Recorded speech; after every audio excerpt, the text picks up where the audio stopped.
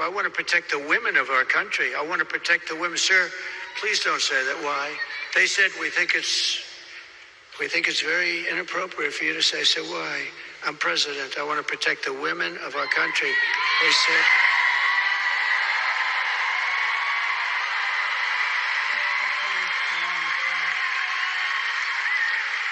They said, sir, I just think it's inappropriate for you to say, pay these guys a lot of money. Can you believe it? I said, well, I'm going to do it whether the women like it or not. I'm going to protect them. Before I get into the obvious creepy factor of everything, you're going to protect us? Just like you protected her? This was Jocely Barnaca, 28 years old. And I say was because she's dead. She was pregnant with her second child and was suffering a miscarriage at 17 weeks. And because she lives in Texas, they had to wait until there was no fetal heartbeat before they could intervene. She suffered for 2 days. 2 days before she eventually died of a fatal infection. And since Donald Trump takes so much credit for ending Roe v. Wade, her death is your fault.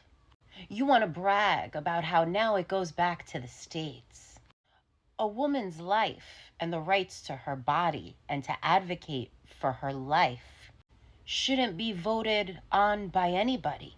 Because these laws don't only hurt the Jezebels that you think are using it for a form of birth control, because you want to punish them. Because if you're one of those godly Christian women that couldn't even fathom having an abortion because it's murdering babies, it affects you just for simply being a mother, my dear.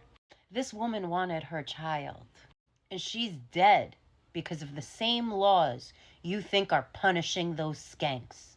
What you consider to be late-term abortions and how horrific they are, because you think someone woke up after being pregnant for 3 trimesters, finally said, you know what? I don't want it. It's for instances like this. Because when laws are so vague, like heartbeat laws, this shit happens. So laws are created in order to protect the woman's life. Not because we just want to off babies. Because when you say you can't get an abortion if there is a heartbeat, and that's the end of that, women's lives are at stake. It has nothing to do with what you've conjured up in your head. And I want to talk about something very important Donald Trump said there, where he said, I'm going to protect you whether you like it or not. You think he was talking about protecting women? You think a man that bragged about saying he can grab women by the...